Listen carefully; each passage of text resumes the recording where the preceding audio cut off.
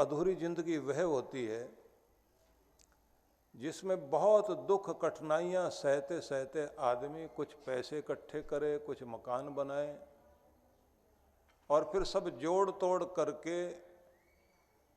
बुढ़ापे का दुख सहते सहते दुनिया से विदा ले जाए।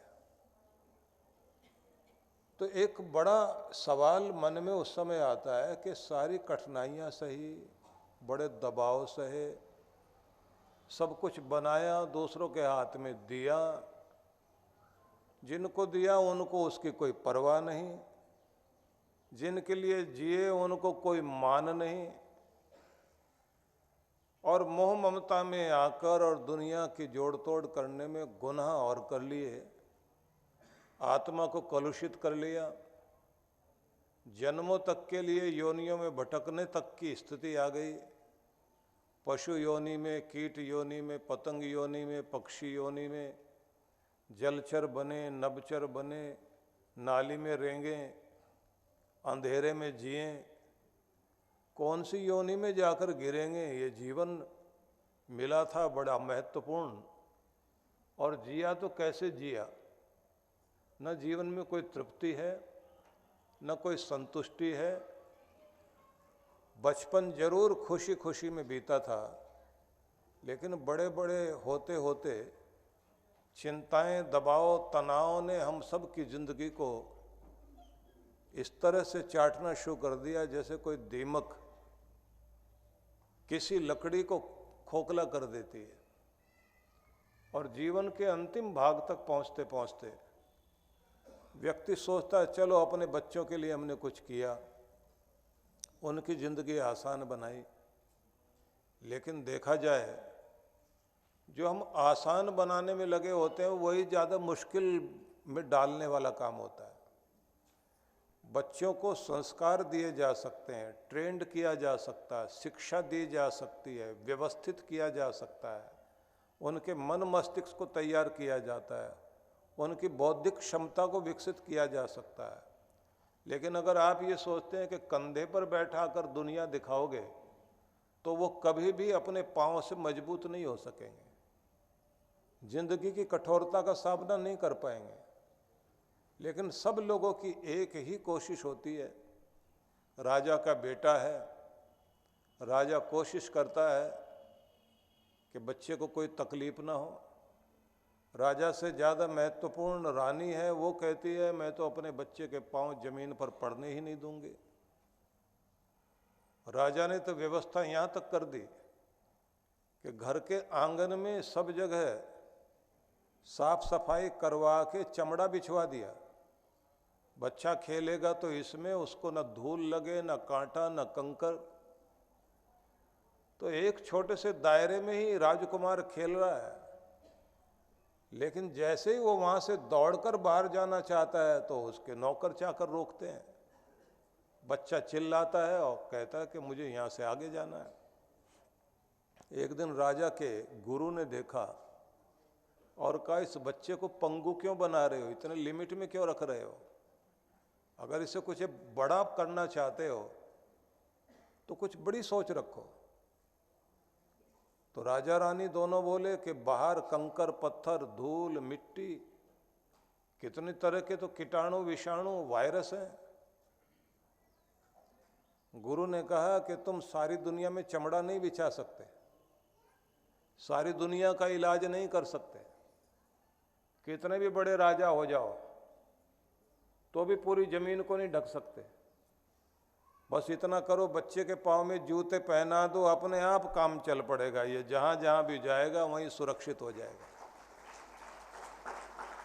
वो जो बच्चों के पाँव में जूते पहनाने वाली बात है, बस वो माँ बाप की जिम्मेदारी है। वो संरक्षण देना जिम्मेदारी है कि उनकी दौड़ नहीं रुकनी चाहिए, उनकी यात्रा नहीं रुकनी चाहिए।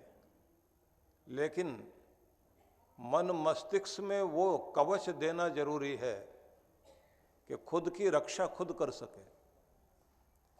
इसलिए माना जाता है पुराने काल से ही कि राजतंत्र एक सुंदर व्यवस्था थी हमारे देश की। राजतंत्र का कार्य होता था कि समाज की व्यवस्था ठीक चले, समाज में किसी तरह का कोई अभाव न रहे,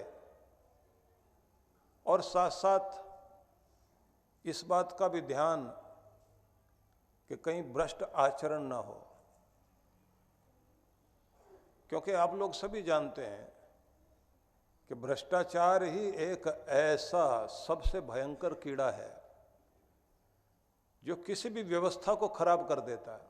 दुनिया के समस्त देशों में विरोध करने की ताकत है, सब खड़े हो जाते हैं, कुछ भी गलत हो रहा है और बर्दाश्त नहीं करते। भक्त होने का ये मतलब नहीं होता कि आप हर चीज में जो है सिर झुका के बैठ जाएं। भक्त अगर विभीषण था तो उसके अंदर ये ताकत थी कि एक अहंकारी, घमंडी और मनमर्जी चलाने वाले राजा को, अपने बड़े भाई को दरबार में जाकर के बोल सकता था कि तुम गलत कर रहे हो, ये नहीं करना चाहिए, सीता जी को वापस कीजिए। भले ही लात खानी पड़ी उसको, लेकिन विरोध तो किया ना।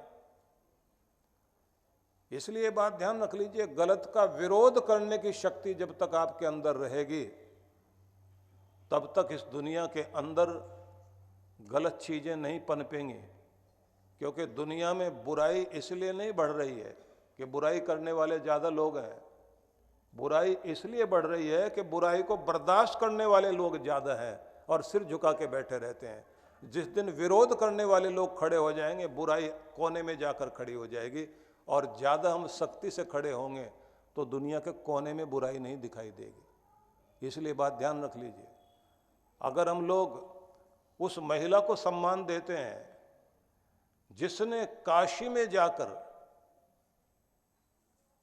आप सोचिए कि 111 साल से काशी विश्वनाथ मंदिर टूटा पड़ा हुआ था, जिस महिला ने जाकर के वहां कुएं से शिवलिंग निकलवाया और काशी विश्वनाथ मंदिर को बनवाने में योगदान दिया, उस महिला का नाम था अहिल्याबाई होलकर। और अन्याय का विरोध करने के लिए और न्याय स्थापित करने के लिए इतनी कठोर थी कि उसने अपने बेटे को भी मौत की सजा दी थी कि अगर इस तरह से प्रजा के लोगों को अन्यायपूर्वक तुम नृशंस हत्या करोगे तो तुम्हारे ऊपर भी उसी तरह दंड लागू होना चाहिए।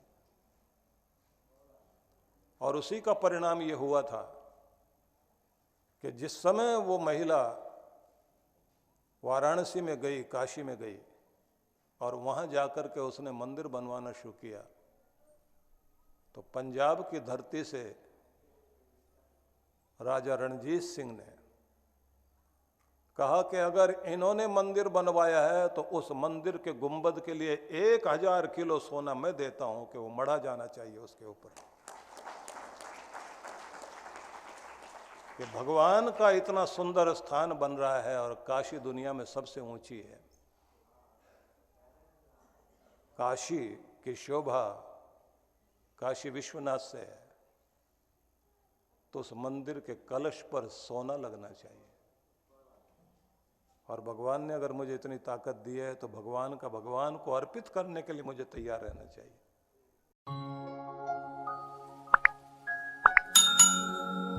परम पूज्य श्री सुधांशु जी महाराज के पावन सानिध्य में विराट भक्ति सत्संग कार्यक्रम की रूपरेखा सायं 5 से 7 बजे, 2 से 4 जून प्रातः 9 से 11 बजे। सत्संग स्थल जवाहर पार्क, सुंदरनगर, हिमाचल प्रदेश। विशेष कार्यक्रम मंत्र दीक्षा 4 जून प्रातः 11 बजे। आयोजक विश्व जागृति मिशन, सुंदरनगर मंडल, हिमाचल प्रदेश। संपर्क सूत्र। आप सभी इस कार्यक्रम में सादर आमंत्रित हैं। परम पूज्य सद्गुरुदेव श्री सुधांशु जी महाराज एवं डॉक्टर अर्चिका दीदी जी के पावन सानिध्य में गुरु पूर्णिमा महोत्सव 30 जून से 3 जुलाई 2023। कार्यक्रम की रूपरेखा। शुभारंभ 30 जून सायं 5 बजे। सत्संग 1 जुलाई प्रातः 8 से 10 बजे मंत्र शक्ति ध्यान, सायं 5 बजे सत्संग। 2 जुलाई प्रातः 8 से 10 बजे मंत्र शक्ति ध्यान, 10 से 11 बजे गुरु मंत्र दीक्षा, 11 बजे दिव्य शक्तिपात, सायं 5 बजे सत्संग। 3 जुलाई प्रातः 8 बजे गुरुदर्शन एवं गुरु पूर्णिमा सत्संग। सत्संग स्थल शक्ति टेंट द गोल्डन डेकोर, नज़दीकी जापानी पार्क, सेक्टर 12 रोहिणी, दिल्ली। आयोजक विश्व जागृति मिशन, नई दिल्ली, रोहिणी मंडल। ऑनलाइन या ऑफलाइन मंत्र शक्ति ध्यान के लिए संपर्क करें। आप सभी इस कार्यक्रम में सपरिवार सादर आमंत्रित हैं। परम पूज्य श्री सुधांशु जी महाराज के पावन सानिध्य में ब्रह्मलोक आश्रम में श्री कैलाश मानसरोवर निर्माण हेतु भक्ति सत्संग दिनांक 10 और 11 जून। कार्यक्रम की रूपरेखा 10 जून रायपुर नगर, शाम 5 से 7 बजे आशीर्वचन।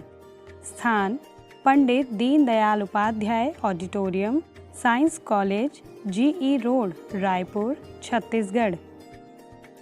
11 जून ब्रह्मलोक आश्रम, प्रातः 8:30 से 12 बजे गुरुदर्शन, चरण पादुका पूजन एवं आशीर्वचन। स्थान ब्रह्मलोक आश्रम, ग्राम परसदा, कुम्हारी, दुर्ग। आयोजक विश्व जागृति मिशन, छत्तीसगढ़ मंडल।